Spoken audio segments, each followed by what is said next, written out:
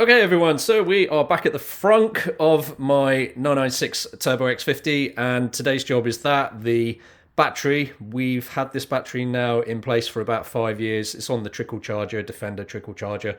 Done a great job, but it's just starting to lose the edge now and cranking when you're out driving and stopping, starting and stopping and so on. You're just starting to see the first signs of that battery giving up the ghost. So we're going to be replacing it with a nice new shiny one by Exide, and it's slightly better output and cranking ability.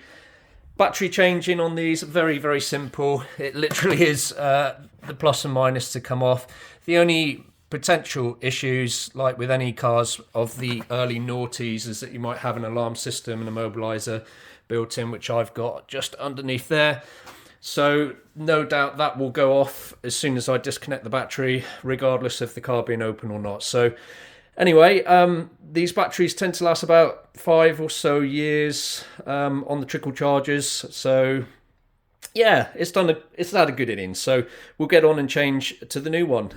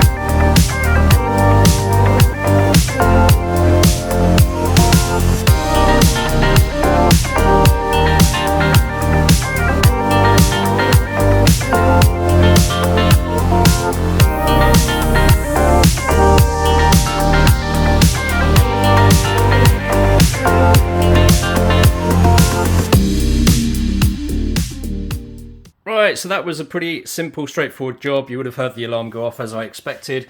But ultimately, the battery is in now, and you can see there is one 14mm bolt that is a cradle holder, basically supports the battery from sliding left and right in hardcoring, because the battery sits in its own case, or tray, should I say. So it's all nicely secured in. And now we'll get the new trickle charger, well, the existing trickle charger plugged into the new battery, and job's a good one. So that's it. That's how you change a battery on a 996, in this case turbo, but it will most likely be in all 996s a similar process. Thanks for watching.